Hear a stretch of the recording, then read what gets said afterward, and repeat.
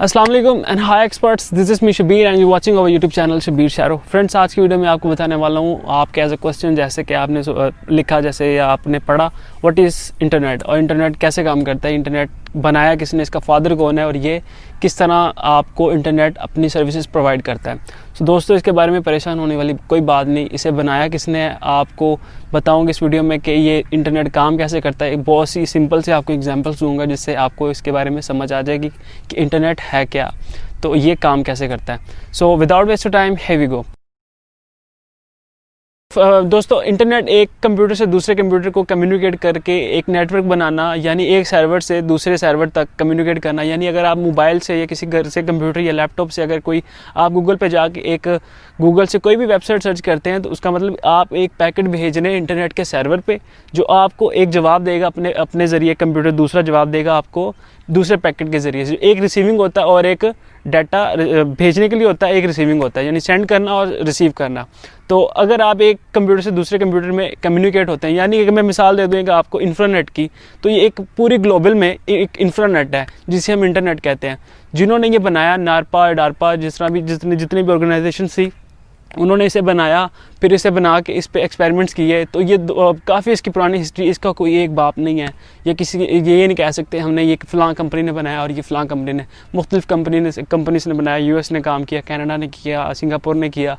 तो इंटरनेट किसी एक का नहीं है, बहुत सारे लोगों ने इसे मिलजुल के बनाया और इसके ऊपर डाटा सेंटर्स बनाए। डाटा सेंटर्स में होता क्या है दरअसल, अगर जब आप एक फ़ोटो अपलोड करते हैं ना, ये फेसबुक पे अपलोड करते हैं, इंस्टा पे करते हैं, कहीं भी अपलोड करते हैं, तो वो आपकी एक फ़ोटो जाके यूएस के डाटा सेंटर में, कनाडा के डाटा सेंटर में या किसी सिंगापुर के डाटा सेंटर में जाके अपलोड हो जाती है। यानी एक कंप्यूटर से अगर आप चीज़ अपलोड कर रहे हैं तो दूसरे कंप्यूटर में जाके वो सेव हो रही होती है। उसके पीछे जो स्पीड चल रही होती है उसे हम इंटरनेट कहते हैं। यानी कि मिसाल के तौर पे मैं अगर कह देता हूँ, आप एक बिल्डिंग के नीचे कैमरास लगाते हैं, सीसीटीवी कैमरास का जो आपका काम है, एक इंफ्रा बिछाते हैं, इंफ्रास्ट्रक्चर बना लेते हैं एक बिल्डिंग के नीचे। आप बाहर से कोई केबल की वायर अंदर नहीं लेके आते, कुछ भी नहीं करते, एक बिल्डिंग के नीचे बना लेते हैं। आपको वहाँ पे 4 कैमरे लगा दिए, डीवीआर लगा दी, हार्ड लगा दी, उसमें आपने सारा उसमें इक्वाइपमेंट सारा डाल दिया। वहाँ पे आपका एक इंफ्रास्ट्रक्चर बन गया और वहाँ पे आप उसे इंफ्रानेट कह सकते हैं। यानी कि अगर आप उसे कहें कि सही मायनों में आपको वहाँ पे आपकी सारी सहूलत मिल रही है एक बिल्डिंग के नीचे। मतलब एक कैमरा ऑन हो गया, उसने डिस्प्ले दे दिया, वो हार्ड में उसकी रिकॉर्डिंग हो रही है, डाटा चला रहा है वो, तो उसे समझ ले एक इंफ्रानेट है।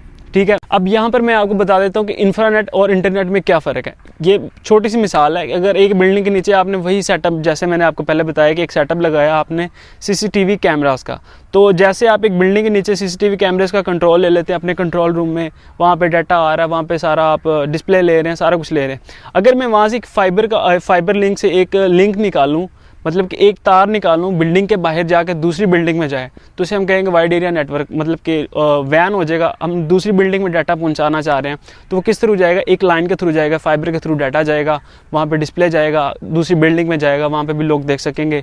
और वही मिसाल है। इसी तरह इंटरनेट भी है, जब हम उससे बिल्डिंग से दूसरी तरफ दूसरी बिल्डिंग में लेके जाएंगे, दूसरी से तीसरी, तीसरे से चौथी, इसी तरह अगर डाटा हमारा वो क्या होगा, डिस्ट्रीब्यूट होगा, तो उसे क्या कहेंगे, हम इंटरनेट कह देंगे।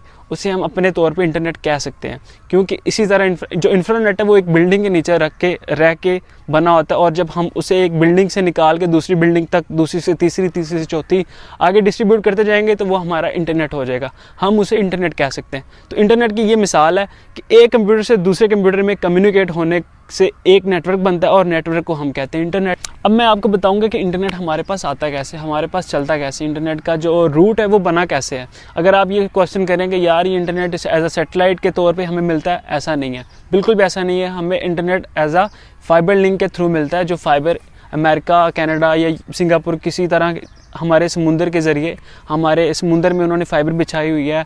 पूरी दुनिया में इसी तरह इंटरनेट डिस्ट्रीब्यूट हो रहा है। जो बड़े बड़े फाइबर लिंक्स के रूट हैं उनके ज़रिए हमें इंटरनेट आ रहा होता है और वहाँ से हमारे इंटरनेट सर्विसेज प्रोवाइडर यानी ISP वहाँ से लेते हैं इंटरनेट और आगे हमें प्रोवाइड करते हैं। वो ISP में कौन आता है, जैसे कि KKN है, विजन ईस्ट है, फाइबर लिंक वाले हैं, स्काई लिंक वाले हैं, और टेलनोर, जैज़, लॉन्ग, वारिद, इसी तरह ये लोग इंटरनेट ले रहे होते हैं। इन्हें हम ISP कहते हैं और ये हमें प्रोवाइड करते हैं अपने सिग्नल्स के थ्रू, अपने वेव्स के थ्रू। फ्रेंड्स, आई होप कि आज की वीडियो आपके लिए काफ़ी हेल्पफुल थी। आपने जाना कि इंटरनेट क्या होता है और ये कैसे काम करता है। सो अगर वीडियो अच्छी लगी तो वीडियो को लाइक कर दें, चैनल को सब्सक्राइब कर दीजिएगा। Thank you so much. मिलते हैं किसी नेक्स्ट वीडियो के साथ। अपना ख्याल रखिएगा। अल्लाह हाफिज़।